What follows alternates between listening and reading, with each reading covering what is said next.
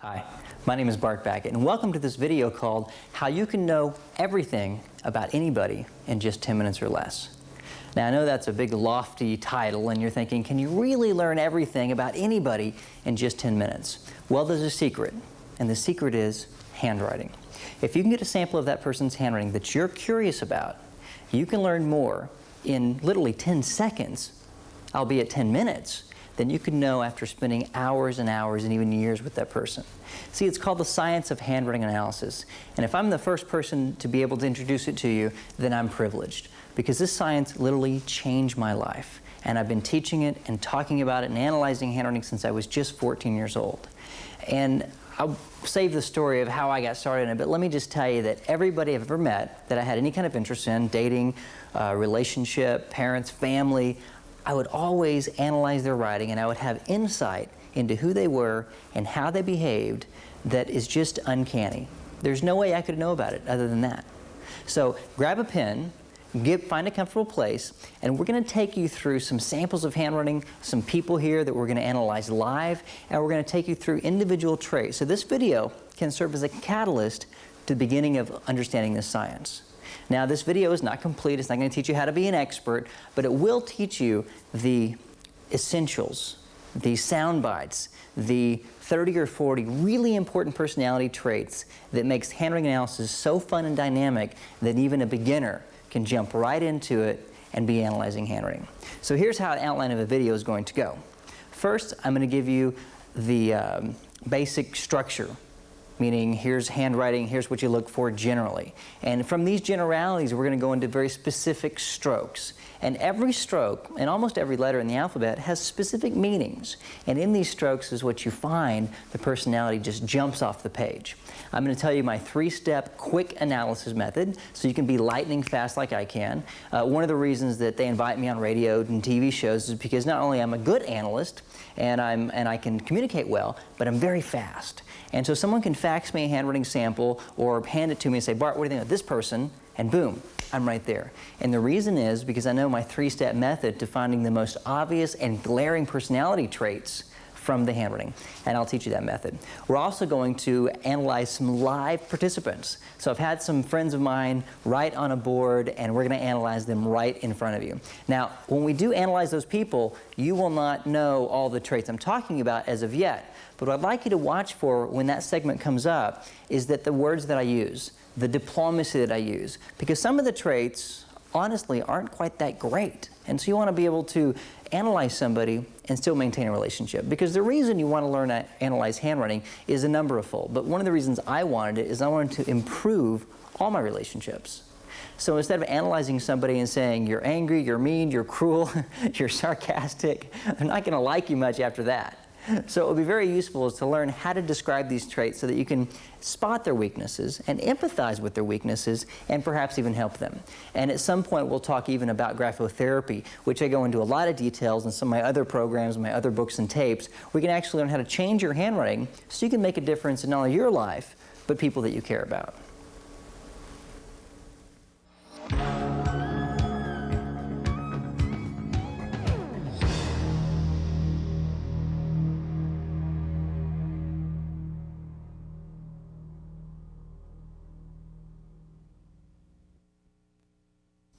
People always ask me, Bart, what can you tell from handwriting? I mean, what is the possibility, the maximum potential that you can tell from handwriting?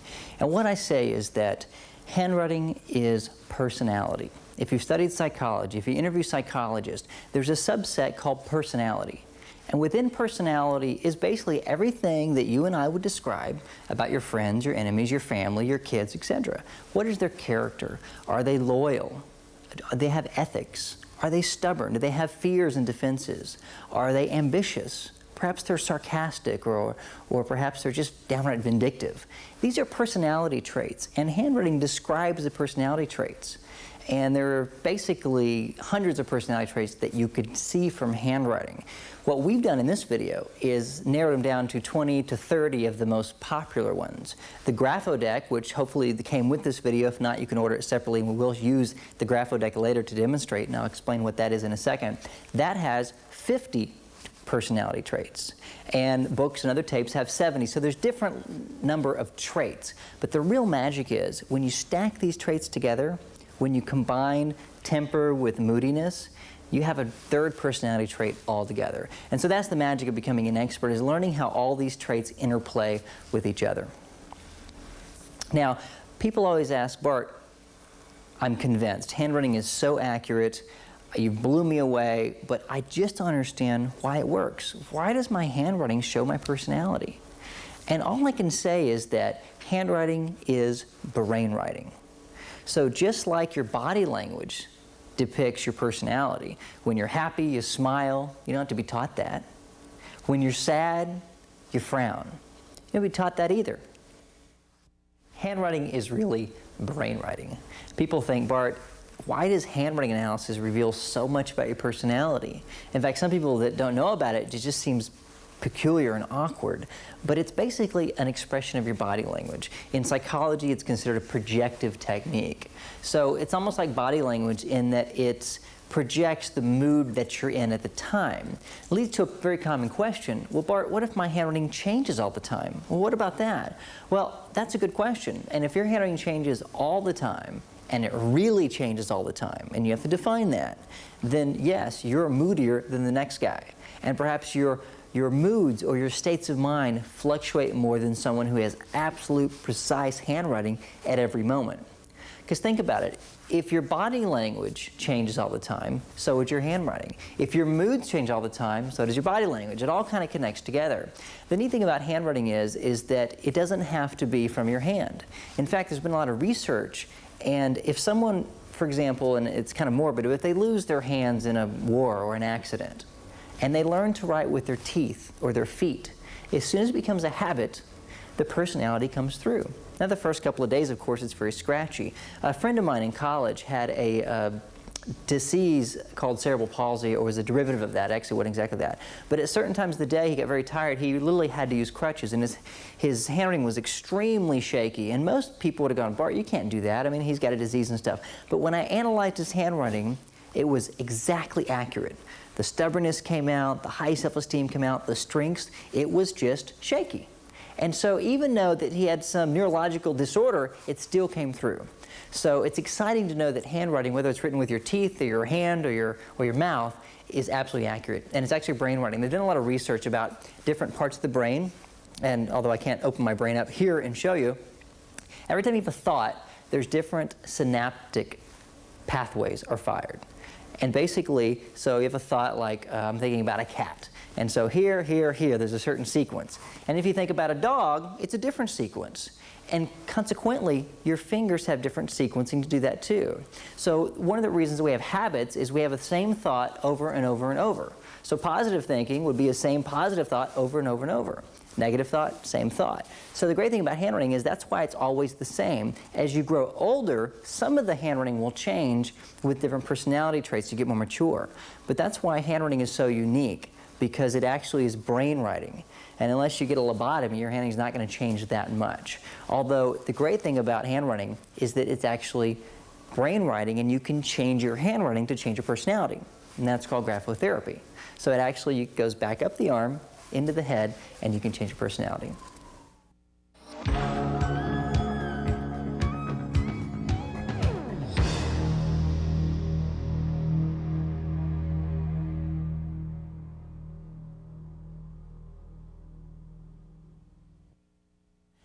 This is the graphodeck.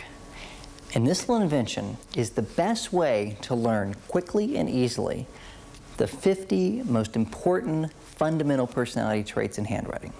In fact, before I came along and invented this little deck of cards, it could take you 6, 8, 10 weeks, maybe even 2 years to even learn the basics of handwriting analysis by digging through the books and the samples of dead presidents, and it was very tedious and long. But tell you what, this little invention makes even the most non-studious person have fun with handwriting and makes it easy.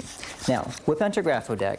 Now, if you don't have a graphodeck, don't worry. As we go through the rest of this video, we will get very tight shots on the cards and other handwriting samples, so you can still follow along and you can learn the different personality traits.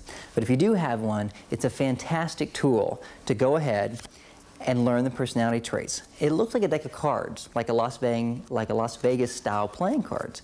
It's actually printed in Las Vegas, but it's not. There's no aces or spades. What it is, it's 50 different personality traits. So actually, you could just pick any card, much like a kid's game you played where you spread out all 50 cards on the table, you flipped over one, and then you went, okay, I've got an ace. Let's go find the other ace of spades. Well, what you do, you flip over this one. For example, this one's aggressiveness. And then you take the sample of handwriting that you're looking at, and you see if the Y looks like that. If it does, you've got a match. So that's how easy it can be to analyze handwriting. You simply match the traits on the card, the sample, with the sample of handwriting you're talking about. And so that's how simple it is. This little deck of cards literally has got me so much attention and other people around the country. I mean, we've got students, not only in America, we've got students all over the world, in New Zealand, in Australia, and even Budapest, Hungary. And this little deck of cards is great because in any language, as long as it's a Latin-based language, the traits are the same. And so grab your grapho deck, grab a pen, and when we come back, we're going to start learning how to analyze handwriting trait by trait. Now, if you can have your grapho deck, we've blown up a few cards here to demonstrate exactly how easy it is to use the grapho deck, to grab a sample of handwriting, and be understanding people instantaneously. Now, obviously this video is more than 10 minutes, but I'm going to guess that you're smart and you can glance at a handwriting, pick the key traits on the personality in the grapho deck very quickly, under 10 minutes. So here we go. Now, of course, this is bigger than your grapho deck. This is the deluxe version, and you didn't get this one, you got the normal version. I'm just kidding, this is just for the demo. So here is the first trait called high self-esteem. Now, they are in alphabetical order. So go to the H's, look under high self-esteem. Notice that right here, I just love this feather here. This is the handwriting expert's feather, I want you to know. Under here, this is where the title is, high self-esteem. So when you're looking for a trait, you're going, oh, I knew that self-image was in here. I knew that sex drive, I knew that lying was in here somewhere. Look here because they are in alphabetical order. And one of the tricks that I like to do is that take your whole deck of cards, punch a key ring through the right-hand corner, and keep them in alphabetical order. That way you don't lose them. Because believe me, once you get into a restaurant or something, everyone will take these and run off with them and you'll lose them. We get calls all the time, someone stole my grapho deck. Well, that's why, because you didn't have them next to you. Now, here is how simple this is. Here's the trait, here's the demonstration of the handwriting, and here is the description. Okay? The demonstration, the description, and the trait name. Now, it's important not to just say the trait. So if you glance at somebody's T, there's an arrow right there that says there's the T, and it's on top of the stem. Don't go high self-esteem. It's better to go ahead and describe the personality from the text. And the reason is a lot of people may not understand the different distinctions that psychology would have to offer. So the trait names will sometimes get you in trouble, so especially if you're doing like pathological liar, for example. So here it is, real simple. There's the arrow, and it says high cross T-bar. That simple. And then it says this reveals confidence, ambition, the ability to plan ahead, high goals, high personal expectation, etc., etc. Okay? Real simple. Now notice the T-bar is not on the bottom. That would be low self-esteem. This card doesn't explain it, but the low self-esteem does. So go to the next trait. This is called jealousy. Now this card doesn't happen to give you arrows, but it says a tight beginning loop that is small and absolute square. Okay? A tight beginning loop that is small and almost square. And what this is very tight beginning loops right there. And wherever you see that, that would be jealousy. Now, when you read the description, it sounds a little different than jealousy. It says, this person fears the loss of someone's love. He can be very possessive. That's a little softer than saying you're jealous, because people don't like to admit they're jealous. So if you read the trait, it's much easier. Here's another card, and this is how simple it is. This one's sexual imagination. And this is a fun one, by the way, if you want to get some attention. See the big loops here? That's what it's looking at. But notice that you have to read the description because it can get very confusing with the next trait called strong sex drive. So is there a difference in the two? Yes. And if you're not paying attention, you could get confused. So shown by a very long and, in parentheses, big loops in the lower zones. So it's got to be long and it's got to be wide and big. That is a sexual imagination. Therefore, someone has a lot of imagination in the physical or sexual arena. Okay, so that's how easy the cards are, each individual trait. Now I'll go back over some of the bigger picture in a minute, but notice the individual traits and how simple they are. Strong sex drive, shown by long, wide lower loops that extend deeply in the lower zone. So these actually, strong sex drive is the depth of the loop, not just the width. That's the difference between the two cards. So this one actually goes into the lower writing, and it's very, very long. Strong sex drive.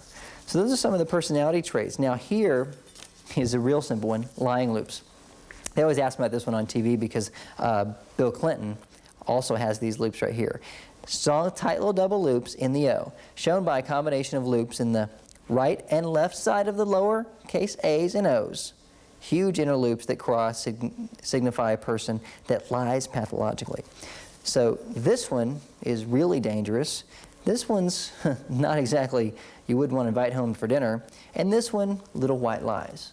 Does it make a difference? So the bigger the loops, the more someone lies.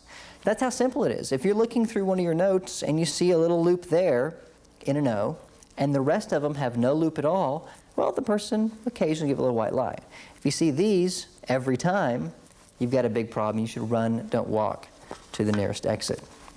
The last one we're going to show on this big demonstration is a need for physical activity.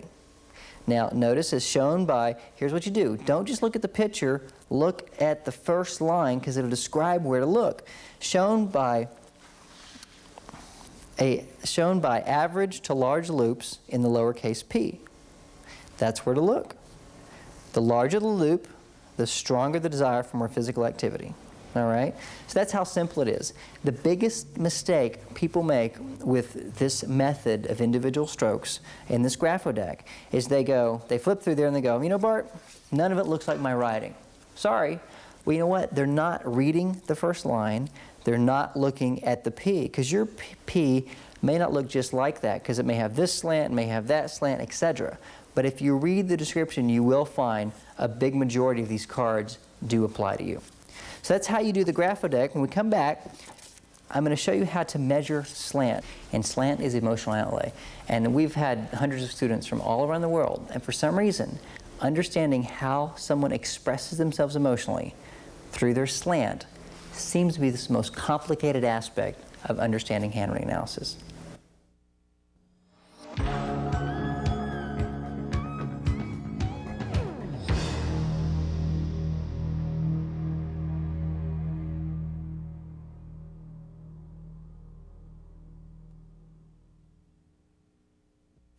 Now, this is the exciting part. This is about slant. And I say it's exciting, but actually it can be the most technical and complicated of understanding handwriting.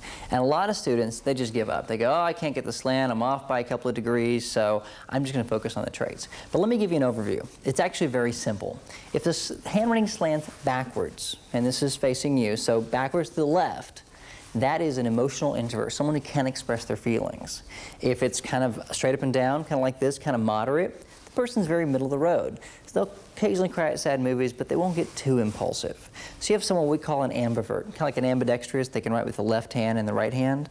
So they're middle of the road. And then if you got someone that slants all the way to the right, they're your natural-born salespeople. Highs and lows, manic depressives, sometimes natural-born actors. They're the very impulsive, expressive people in the world. And so those are your three major categories. If you want to break it down even more, and you're reading one of my books or one of the home study courses, it actually goes into 5 categories. And the way they do that, and this is just for general information, is they categorize them as an AB slant, a BC, CD, DE, and F, and F. Now, I would have just gone A, B, C, D, but for some reason they had to use 2 letters, I guess, to make it more confusing. So that's what you see in the diagram that we're going to show you in a second here. So let me just describe. Now, we don't go into this much detail. This book is from one of our home study courses. But for the video, I want you to know that the slant is important, because when you take something like temper and you see someone with a backward slant like a Michael Jackson, or someone that's introverted or not very expressive or not very warm around strangers, and you add temper, you're not going to get a rambunctious, wild temper. But if you get someone like this, and I took a typical Italian who's got the very temper, well, then if you got a temper with an E+ writer, then you got a real temper where they'll throw things and they'll yell and that kind of stuff. So all the traits can really be stacked on top of this foundation called slant. There's one other major foundation, it's depth, and it's how heavy you write. I know when I was a kid, I would write for a while and I would my hand would hurt after like, 2 or 3 pages of writing, not even that much. And when I started studying handwriting, I realized that when you write very heavy, it means you have emotional intensity. So you may forgive, but you never forget. One of the also fun things is if you write very heavy, you can flip the paper over and you can feel it. It's like Braille. And if you have someone that writes that heavy, they tend to have these deep emotions. And I joke and I say, well, you got 2 destinies. You're either a self-made millionaire or you're going to be a mass murderer. And that's not true, but what people that have deep emotions, deep emotions, tend to remember things for a very long time. Opposed to someone with very light writing, they forget about it. If you're dating someone like that or you're married to them, they'll get mad at you and the next day they'll be over it. They don't even remember it. So that deep and heavy writing is called the depth, and that's the emotional intensity. That's very important, and the slant, which we'll talk about now, is extremely important. Now the graphodeck doesn't go into massive detail on it. That's why I'm spending time in the video explaining it. So if you take a look at the chart here, what we've got here is the 3 zones. And I'm going to use my pen here. The upper zone's philosophical, the middle zone is today and mundane, and the lower zone is physicals. So physical zone. That's why when we talk about sex drive, it shows up in the Y's, because anything down here is the lower physical zone. Anything up in the top zone is actually philosophies, ideas, religion, beliefs. Anything in the middle zone is things that are like right now, like we call it mundane, but think about talkativeness, eating. So it's real simple. If you had like a person, your head would be here, your stomach would be here, and your legs would be here. So physical things like running and jogging and sex would be the lower zone. Things like eating and digesting and talking would be here, and things like ideas and religion and beliefs would be up here. So when you forget a trait or you're curious about what a trait would mean, even if it's not in the cards or in the video, it would relate to these 3 zones. Now, the second major generality from handwriting is useful is the self and past and others' future. Now, this is to the left and this is to the right. So if a stroke ends to the left, like the slant we talked about, they're more selfish, they're more reserved, they're living in the past, opposed to any stroke that goes to the future. So that's why we have sarcasm that goes this way is sarcastic to other people. If the sarcasm goes backwards like that, they're sarcastic to themselves, and we call that self-castigation or self-punishment. So those are the generalities. If you can remember that, you can have a leg up on understanding traits that may not be exactly like they appear to be in the cards. So that's one reason that people think I'm really talented, because I can see a trait that's not in the book, so to speak, and I kind of know what it means because it's basic theory. Okay, so that's the basic theory. Left slant's introverted, or withdrawn. Straight up and down is more ambivert, and to the right is more expressive, more outgoing. And there's 5 different slants. If you decide to study more, you can understand the distinctions between those. Now, this simple diagram shows you in detail, in 1 letter, how to do slant. So I'm going to spend a moment doing slant and analyzing it in detail for the sake of the few of you out there that really want to learn how to analyze it well. Now, I'm going to use, to get this absolutely perfect, I'm going to use a thing called an emotional gauge. Now, this is a little bitty 5-cent plastic piece that I photocopied from Chapter 3 of the Relationships book, and basically it's a slant. You can make one on your own, it's not difficult, but if you happen to have the home study course of the book, you'll have one in there. It doesn't come with the video, by the way, because it gives you more information than's covered in the video. And believe me, it's really pretty complicated. But here's FA slant, AB slant, BC, CD, DE, and E+. These different categories have different meanings. Does that make sense? So, for example, you have to find the angle between the baseline and the upstroke to angle on this chart here. Now, it's not as complicated as you think. You don't have to know algebra, you don't have to know geometry. But what you're basically doing is taking a sample of handwriting and finding the angle. Now, it's the upstrokes, not the downstrokes. Repeat after me. It's the upstrokes, not the downstrokes. So when you're measuring like this T here, this curves. The uppermost stroke, the beginning stroke, that makes the angle. What happens, I've seen handwriting samples that look like they're backwards, but when you measure the upstrokes, they're actually like this, or they're like this. Because the downstrokes may go like this, but the upstrokes are like that. So the upstrokes make the slant. So that's why when we go through the graphodeck, you've got emotionally withdrawn, ambivert, and extrovert, the 3 distinctions here. Now, I'm going to show you how you measure it. Let's say we have a letter T there. I put a dot there, because that's the starting point, the lowest point. I put a dot there. That's the uppermost point of the letter T. And I put a 3rd dot there. those are 3 dots. Now play connect the dots. Draw it there, those 2 dots, now the baseline. Now the baseline is the baseline between the letter, not on the whole word. Remember when we were in 3rd grade, we had like the chief tablets and they gave you a baseline? Well, only perfectionists use the baseline they give you. Most of us bounce around a little bit. So you have to measure each baseline of each letter separately. Then what you do, now that you have an angle, do it a number of times. I recommend you take any sample of handwriting and do it 100 times so you really understand it. You take your emotional gauge, you find the baseline, and get real tight on this because this is where you understand it. See the baseline right here? See? Baseline? And you slide it along this way. What we're looking for is when this line here, the way the T-bar, goes to infinity and doesn't hit another line.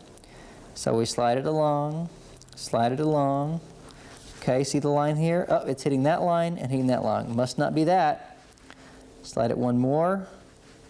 Okay. Looks like, there it is right there. See how it goes right here? Perfect angle. Goes up here, and it doesn't hit the line, so it goes off into infinity. That is a BC writer. Let's review. In order to find the slant of handwriting, you have a few steps, and you want to follow along here. I've printed out for you. 1, determine emotional outlay. So find the starting point, find the lowest point, draw the baseline by connecting these 2 points. Very simple. Find the lowest point, and then find the highest point of the upstroke. Connect the 2 points with the line. So those first 6 steps are simply drawing 2 lines. Number 7, evaluate the angle formed by the 2 lines. Now let me just read it one more time to review. Here it is, the little emotional gauge. Here's our 2 lines that we drew. We're just going to take it, put it on the baseline, and then pull the little gauge all the way over until this line ends up right on top here and doesn't touch another line. So we pull it, we pull it, we pull it. Nope, nope. So right here at the bottom is where it starts. Nope, it's not a CD, it hits. Perfect, starts there in between 2 lines. Starts there, ends up there, doesn't hit these 2 lines, it must be a BC writer. Then you look up in your books, what's a BC writer? Someone that's basically cool, calm, and collected, doesn't express their feelings, but has a little bit more empathy than an AB writer. That's what it is. So that's simply how you measure slant. It's a very simple process, but the only way to really understand it is to take the examples in the books with the tapes or your examples and go over them many, many times. Do about 50 slants per handwriting sample until you get it accurate. When I grade tests for our certification home study program, the slant is what people miss the most because they only do 2 or 3 or 4. Do 10, 20, 30 slants, and eventually you'll be able to eyeball it like I can very quickly.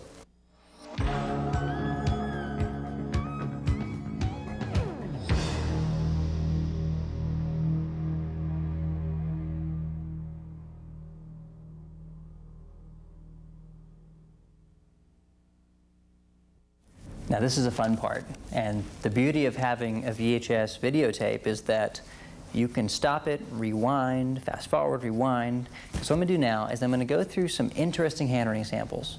I'm going to describe what I see and where I get it, and then you can follow along at home and see if you can follow along where I'm getting it from.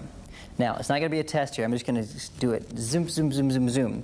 But I'm going to do the best I can to describe the process of how I get the conclusion so you can rewind this and look at it. So if I talk kind of fast, don't worry about it. It's part of the program. So first handwriting sample. Now most of this is on fax paper because when I do radio shows or people, they just fax me in the handwriting. So only element I'm not getting is the depth of pen. Now, what I want you to notice here is see how it's slanted backwards? This person's withdrawn emotionally, doesn't express themselves very well, and therefore probably isn't as social as somebody else that would write slanting to the right. Also, the and here has got a loop in the D, which means they're very sensitive to criticism, probably also along the same lines of why they're introverted, because they're very scared of people. The good sign is the T-bar is on top, which means basically there are some goals and ambitions and possibly some self-image is good in certain areas, but that withdrawn would make me really curious and wonder what kind of job this person would have. I would definitely not put them in sales, put this person in a job that they can be alone. They don't really love people. This next person, actually is really funny. Now, you'd look at it and go, my God, that's like a 12-year-old girl or something.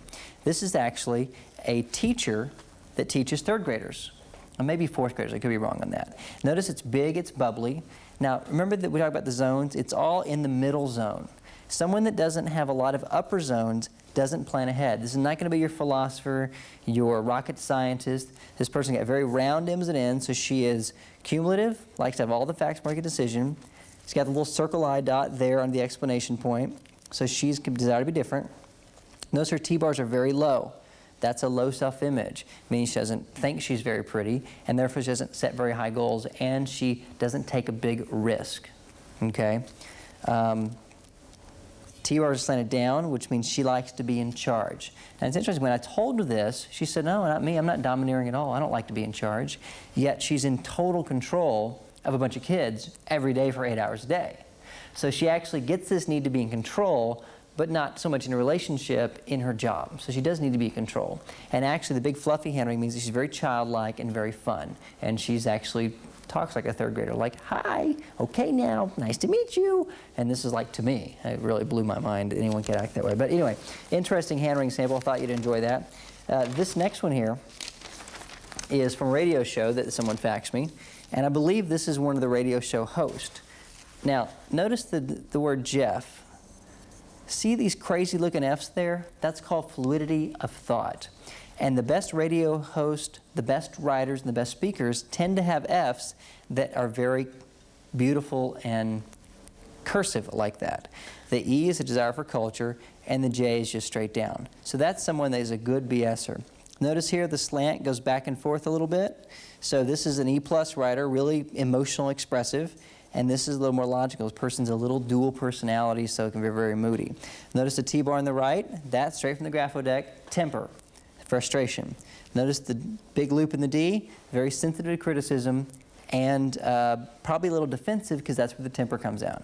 So you're getting a personality here as we stack these traits together. Temperamental, a little moody, very good fluid of thinking, very intelligent, and extremely sensitive to criticism. Notice I'm analyzing this upside down. Now that's good. When you get to be that good, that's what you can do. This person up here, I'm not going to go into, basically a little more conservative, not near as rambunctious because the writing doesn't swing back and forth. And the Y's here, notice how short they are. That's a lack of sex drive. It's also called conventionality, or they can handle routine. Because again, the longer the physical drive is, the longer the need for change, the longer the lower loops are. So this person, she can be a loner, doesn't really need a lot of relationships, and not as much exercise as somebody else. So as I flip through some of the handwriting samples I have, here is a very interesting handwriting sample. Now, you've all heard of this famous radio people and shock jocks and all kinds of people that are famous. What does it take to be famous? Now, let's take a look at this person here. They wrote, "The purple people in the zoo, you and your monkey go home." Now, if you ever, this is the sentence I have everybody write. The purple people eater told me and my monkey, don't go home to the zoo. I actually put the word silly in there usually because they have an I. Now, printing and cursive. What if somebody prints all the time? Well, they don't let people know in detail what about them. So they're a little more standoffish. Then the cursive, the unconscious, comes out. Now, interesting enough here, see all these crazy marks here? That's my handwriting. Oops, cover that up. I don't want to see my handwriting. This is how I analyze handwriting very quickly. I circle it and I put the trait name. Circle, put the trait name. So here's persistent. Here's huge sex drives, determined, bluffer. Too many irons in the fire, straight down, goes in the other writing below. Talks, talks, and talks. See the open O there? That's talkative. If the O is open like a mouth, it's talkative. Temperamental on the right side, lots of initiative, kind of persistence. And see the D there? That means this person's very sensitive to criticism. And what this means is that they will take any criticism very personally and get defensive if they get criticized. Likewise, they really do care what you think. Now, this D here has no loop, so there's a contradiction there. Well, which is it? Are they sensitive to criticism or are they not? Well, they are half the time, and they probably fight to not be that sensitive. Okay? So, who is this? Shock jock Howard Stern, who, when I was on his program, he thought, hey, he's a pretty cool guy. So someone, he thought I was right on his analysis and his whole staff. Now, I understand that people that are successful sometimes have fears. Sometimes they're sensitive to criticism. Sometimes they have a low self-esteem. Howard actually has a very high self-esteem, but he does care what people think. But in a defensive maneuver, he doesn't. So you understand that it's not so bad. So you can like anybody. One of the great things I've learned from handwriting is that no matter how people react, the handwriting tells me who they really are. So you can really like somebody even if other parts of their personality aren't so good. So a couple more handwriting samples real quick.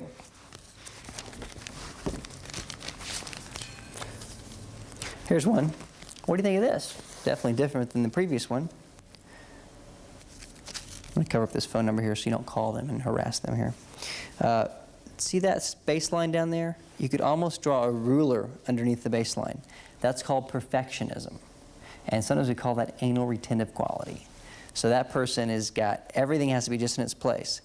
Notice that not much upper zone, doesn't plan ahead very much, and big round letters. The more round, the more cumulative and procedural people tend to be. So this is not the sharpest pen in the pin cushion, if you know what I mean. All right? Now, little short Y, so not big sex drive, and that downturn Y right there is a fear of success. So that person will get real close to being successful and then blow it. Right there, that's called a stinger. And that right there means that she will like strong, challenging men and probably attract men that aren't good for her. And notice the D right there. That means she is very independent, beats her own drum, and doesn't really care what people think about her clothes, about their personal self. So see, there's so many different styles of handwriting samples, and you could get confused if you allowed yourself to go, wow, it's a big picture thing. But the simple way to do it is take each individual trait, analyze it from the cards or from this video, and break it down and just extrapolate the individual traits and then begin to stack them together. And soon people will think you're an expert when in fact you've just been analyzing handwriting, using the deck of cards, using the basic fundamentals, and actually you will know more about people in 10 minutes than most people know in a lifetime. Grab a pen, grab a piece of paper, and write some sentences, because now is the time where you put this knowledge to the test. And guess who's going to be the first guinea pig? You are. So grab a pen, grab paper, and write the following sentence. This is my magic sentence, my patented wonderful sentence that I give you permission to use on anybody you meet. And here it is. The purple people eater at the zoo said, "You and your silly monkey don't go home to the zoo." Now I'm going to repeat that, and you can use just part of it. Sometimes if I'm in a hurry, I just say, "You and your silly monkey don't go home to the zoo." But that gets most of the letters that I want to look at to do a quick instant analysis. Now, ideally, you would also have a capital letter I there, like I went to the zoo. There's a lot of other letters you might want to have, but I found that this one sentence gets most of the ones. So here it is again. Get a pen. I prefer ballpoint pen, not felt tip. Write cursive if you can remember to, and if someone can write print and they go, "Oh, I can't write cursive," say, "Well, sign your name and just keep on going." Because people can remember how to write cursive, it's just very sloppy. So here's a sentence. The purple people eater at the zoo said, "You and your silly monkey don't go home to the zoo." Did I get that right? Oh, I think I threw too many zoos in there. Anyway, purple people eater said, "You and your silly monkey don't go home to the zoo." Write that down, and then we'll compare that sentence to the people on the board and to the grapho deck. And let's see how you come up with the handwriting test.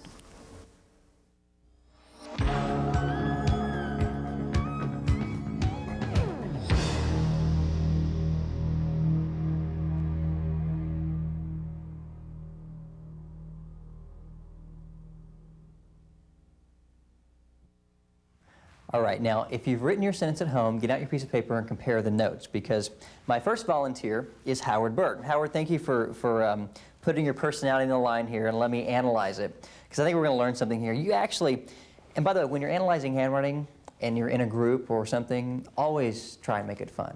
So I would look at Howard and I would say, "Howard, you write like an epileptic chicken." Has anyone ever told you that before? And they're going to go, "Oh my gosh." And it's always good to lighten up a little bit. Now, Howard's handwriting is very sloppy. And in general, sloppy handwriting doesn't mean a particular thing, okay? But in his case, because it slants back and forth and the size fluctuates, means that Howard, your mind goes very quick and it's not very linear. You think like in holograms. which means he's got many, many things going, a lot of irons in the fire, and your mind is very rapid. You're either going to be a genius or locked up in a mental institution, one of the directions. Which one is it, Howard? Well, I have the world record for speed reading. Do you really? Yeah. Well, that would help. Now, let me talk about where you find how someone thinks slow or fast, and we'll go into this in detail. But Howard, obviously, if you are the world's fastest speed reader, you'll notice that his M and N's are very sharp, like daggers, very sharp, like a point, like a sawtooth. And notice that a lot of his handwriting has a lot of these sharp points. That is a quick, analytical, investigative mind. You know, no one's ever accused you of being a slow thinker at all. No. That's what that means. Now, just because you write very round M's doesn't make you stupid. What it does means you're more methodical. It's almost like a masculine and feminine thing, very aggressive versus more cumulative and gentle, so to speak. And gentle, really, I mean, you're very aggressive mentally. That's what it is. Now, that's the points there. I want to notice that he's got very tall T's and D's. See the D's are real tall and the T's are real tall? That means he has a lot of pride and integrity. So you may not care if they like you or not, but you want them to respect you. And so pride and integrity is very important values in you, especially in your friends. Does that make sense? Sure. Okay, and the T-bar is right in the middle, which is very practical. Here on the middle name Stephen, it's up in the upper 3/4. And again, if I'm going fast for you, it is in the cards, but I'm going to go step by step to see where I get this, because a lot of handwriting analysts, they will just say all the stuff, not explain to you where they get the information, and you're thinking, my God, you know, how could I ever do that? I'm going step by step by step. Now, also notice his handwriting is very small, although it's very sloppy and on a board. If you write small, it means you have good focus and concentration, which obviously reading is one of those things. You need focus and concentration, so it's very honed in on things, which is funny because what happens if you're into a moment where you're focusing and someone wants your attention, you don't hear them. They have to come up and hit something over the head with you so they get your attention, yes. Which is focus. She's going, yeah, my wife would know about that. Okay. Now, one more thing, Howard, is your O's and your U's are very open. And they look kind of like this. Now, assuming we could read Howard's handwriting, his O's would be like that. And what that means is you're very talkative. And you could talk to a wall if you thought it would listen. You probably have. And there's now I've said all pretty much good traits, right? I'm going to say one bad trait, but notice how I'm diplomatic. Now, this is a trait that may or may not be that valid. The T-bar is a little bit on the right side of the stem, and we'll go into T-bars in a minute. But a T-bar on the right side of the stem indicates a certain amount of frustration and a certain amount of temper in certain situations. Now again, temper alone does not mean you throw chairs through walls. I mean, if you're listening to country music, it does, but other than that, it pretty doesn't mean that. But where's the temper? So I see a temper in here, Howard, but I don't see a lot of other violent tendencies. Are you known to have a temper, or is it just frustration? How does it come out? Well, I had a storybook marriage once, but unfortunately Stephen King wrote the book. So like being married to Jabba the Hutt with lipstick, and I was a Jedi Knight. So when I get involved in that, I feel a certain amount of irritation. So you're saying the ex-wife pretty much brings out your temper? She has a way of doing that. Yes. She has a way of finding that little button and just pushing it, sort of? Till it explodes. But most of the time, I'm pretty calm and tranquil. And from knowing you, I agree with that. But it's interesting, it does show up, and knowing Howard, you would never think he had any kind of temper, but it's interesting, handwriting does show it up. So it may not be a primary part of the personality trait, but it is there. It's after you're bludgeoned for a while. After years of misery, it tends to come out. Notice also the T-bar goes straight down, which is directness. And your T-bar is very wavy, which means you have a good sense of humor. And that's a great trait. Wavy T-bars is a good sense of humor. One final trait. Notice that the word monkey, his K is bigger than normal. And if you are at home and your K is larger, that means that you don't like rules. You're very defiant. You should be an entrepreneur because you're not good at working for other people because you're thinking, this is stupid, it could be done differently. And that's typical of an entrepreneur. And it also means you don't like to drive the speed limit either because you're in a hurry. That makes sense? Sure. It's defiance. When I was in Philadelphia, I was looking at the Declaration of Independence, and all the signatures that had K's in it had a huge capital K. And that would make sense because you would have to be pretty defiant to have a revolution. Like the speed limit 70, and I'll go 71, 72. You rebel. Just to make, just to let them know. No one's going to tell me to go 70. I'll push the envelope. So how was the analysis, Howard? Pretty accurate? Yeah.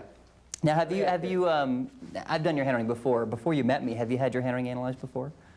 only by a computer, and it didn't have as much interaction. Yeah, a computer, what they do is they pick a certain amount of traits and they kind of spit them Long out there. time ago. Yeah, okay. Well, thanks for your volunteer. Let's Thanks get the for next having victim up. Oops. Thanks so much. Hi. Okay, our next volunteer is Stacy. Stacy, thanks for coming. And about your handwriting. By the way, you have nice handwriting. Everybody says, what if I have nice and what if I have bad handwriting? You have nice handwriting, okay? One of the things about her handwriting, if you notice, Stacy, is that your handwriting is very straight. You could take a card or something, put a straight line underneath it, which means you're a perfectionist. You try very hard to have everything prim and proper, which is it's a nice trait to have, and they always joke about, you know, how women can keep house and men can't. And women tend to be more perfectionists than some men, except for architects. So they, you know, keep house as a metaphor for perfectionism. But that's good. Notice that your D is very short, okay? See, her D is very short instead of real tall. And what that means is that she beats to her own drummer. So you wear what you want because you like it, you know? She's like, I don't want to makeup, I want to makeup. It doesn't matter what I like, da da da da. And it's closing the same way. You have your own sense of style, and it's called an independent thinker, which means that you didn't buy everything they taught you in school because you were very independent. And so some people follow the crowd. You don't even pay attention to the crowd. Does that make sense? Yes. Okay. Now, the Y's are very middle. So you've got, what you have actually, Stacey, you have a lot of middle-of-the-road traits. And with Howard, we had some very different traits, very unusual handwriting, okay? Stacey is more middle-of-the-road, which means you tend to not be an extremist, okay? So her Y's are very narrow, which means healthy, stable relationship, and sex and sensual, very middle of the road. The O's are very open, which are very blunt. See, they're open like this, with a little bitty loop. Basically, well, we know we're not a pathological liar because there's no double loops there. You got that going for you. Very blunt, and a little bit of loop on the right side, which means you can keep small secrets, but you're not overly secretive. You don't have a lot of things to hide, but if someone says, hey, can you not tell someone so-and-so, you can keep that secret. So it's a small, secretive loop. Now, I'll tell you what, Stacey is going to be one of the most difficult handwriting to analyze, and the reason is you have a lot of traits that are not extreme. They're middle of the road. So when someone listens, going, well, you know, that could apply to anybody. Well, if you go 0 to 70 and you're going 35 miles an hour, you're both fast and slow. So that's one of the most complicated, especially when they fax into a radio or TV show, because they want you to show something very unusual that you couldn't normally tell. Well, you're normal. And so, you know, it's not quite as, no, you're definitely above average, but you know, normal. T-bars are pretty much high, which means your self-image is good. You definitely like yourself, and she's very practical, which means you have high goals, but not too high, because you don't want to fail. So you're kind of risk-averse, but you're smart enough to leave a bad situation. You follow? And that's the self-esteem. That's high on the T. And the E's sometimes are closed. Notice, now it could be the marker. Correct me if I'm wrong. The E's are closed means sometimes you don't listen very well. Have you been accused of that? Yes. Okay, that's Recently. Recently. In fact, this morning. And the E's are, the more open the E's, the more open-minded somebody is in today, like when you're working on something. Now, the T-bar slant up, which is optimism, always looking the bright side of life. And right here, this stroke is a desire for more attention than you're getting right now. It's also generosity. Do you find yourself generous? Maybe that's generous to a fault, I'm not sure. Yes, I like to be very generous. I like to give give and forth. And Good. Now, on a scale of 0 to 5, my dateability scale, Stacey gets a 5.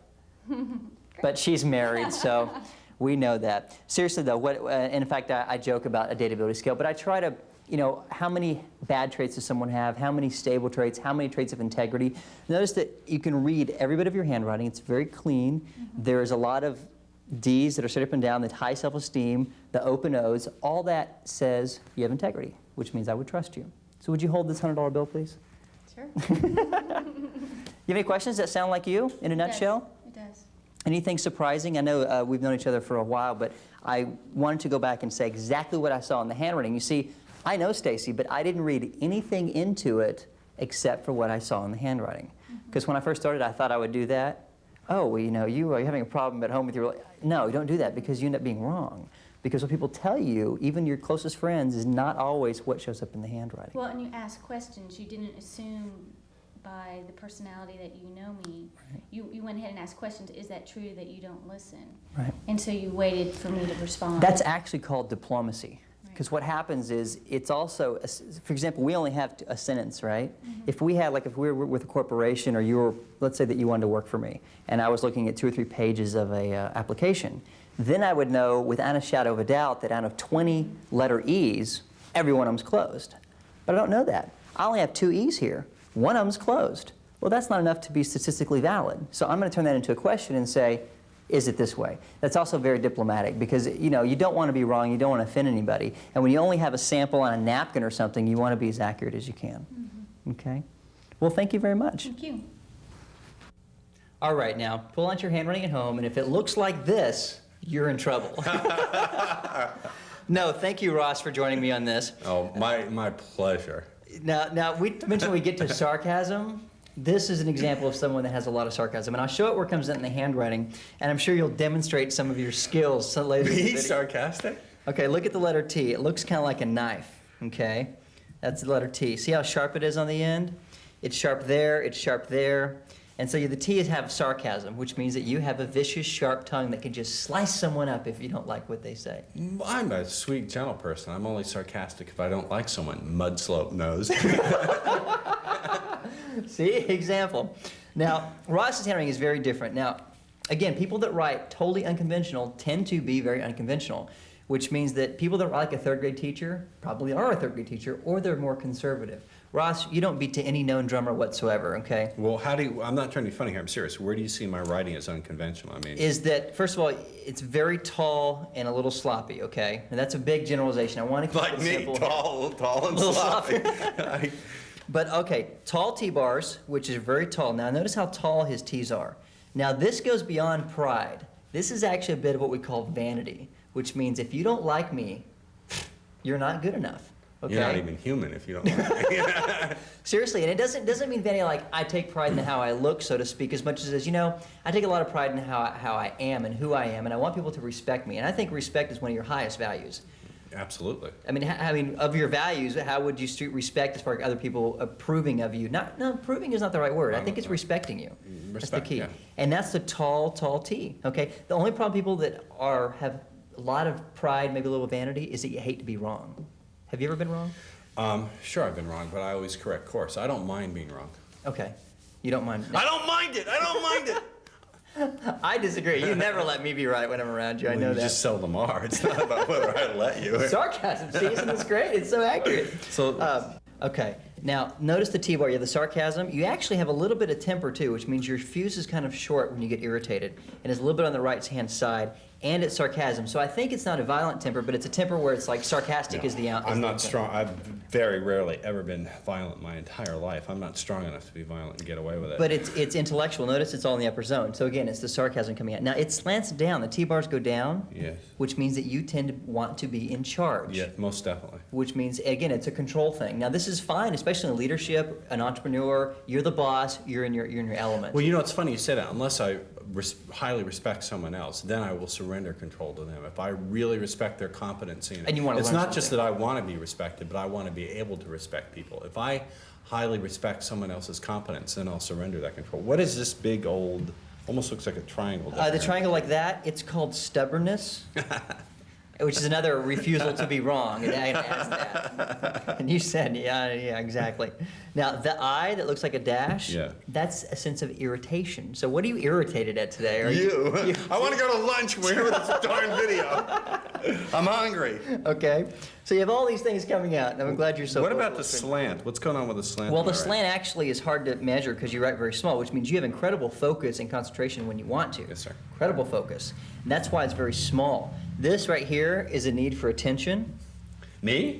Want attention? And actually, this is interesting. I've never noticed this before. This long slant on your signature Mm-hmm. is a desire for caution. It's a break because you have an impulsive personality, but Yes. it's a break. Yes. Is it developed recently, or you always had that? No, in fact, my nature is to be impulsive. I've had to develop through the course of 5 years of doing business an ability to break my natural enthusiasm in a way that allows me to have clarity. The clarity is not natural in me. The clarity, I'm very powerful with it, but I had to work hard to develop it because of all the enthusiasm. It's interesting. You know, I was analyzing a woman's handwriting recently, and I saw a sense of caution there. And this is what this is, caution, big long. And I said, you know, when did this develop? And she says, well, when I was, I think, 19, I noticed it was in my handwriting. I said, well, what else happened when you're 19? She says, well, I was molested. And I went, whoa, that would make sense while that came out in your handwriting. I've never been molested. I've been financially sodomized. I think that's what the result of this is. I think this is I'm cautious about business. I'm cautious about Well, that my would make money. sense. It's I'm not something- cautious about people. I mean, I'll go be friendly with any. Well, I'm not as cautious with people. Now here's something you will rarely ever see in someone's handwriting. See the H? It says go home. It is a huge loop.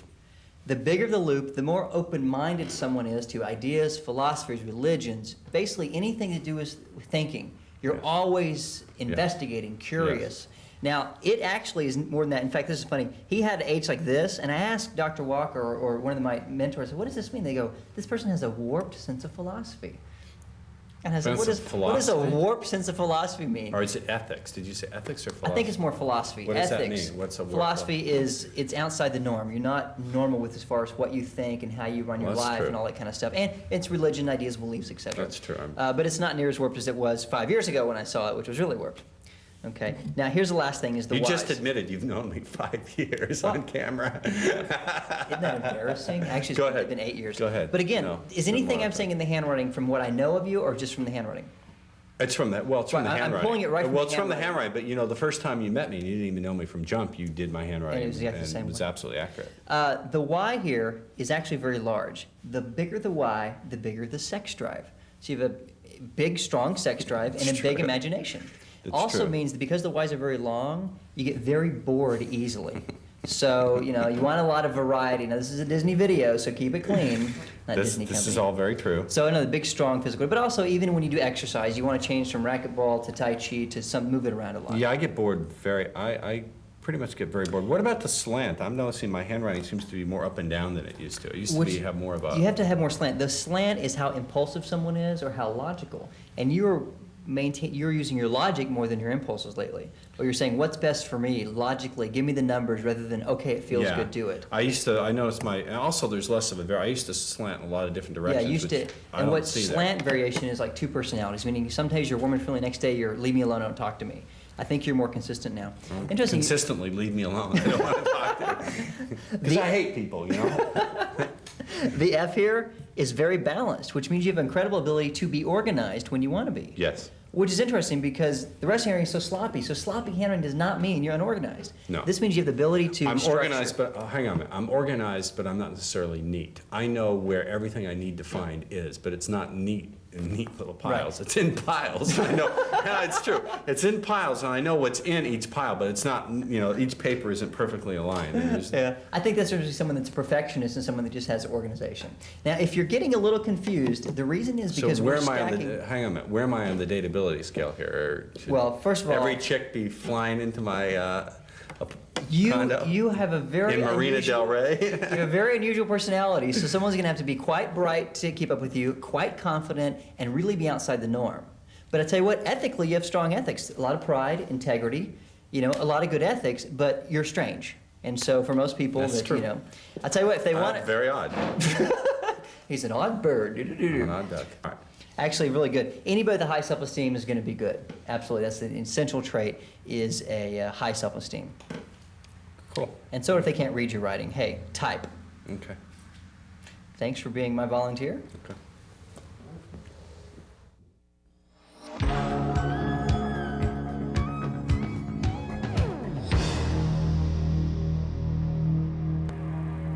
If you want to learn more, there's a lot more to learn. We have a home study course that goes into detail about all the traits, and actually you can become a certified expert. So if you want to do what I'm doing and make up to $100 an hour analyzing handwriting, you can do it right from the convenience of your own home or car, listening to tapes and taking certification courses. And you do have some interactive instruction. And I believe there's information in your packet, or you can call our office to find out more about that. If you've somehow got a copy without the phone number, it's 1-800-398-2278. That's the phone number for our home office.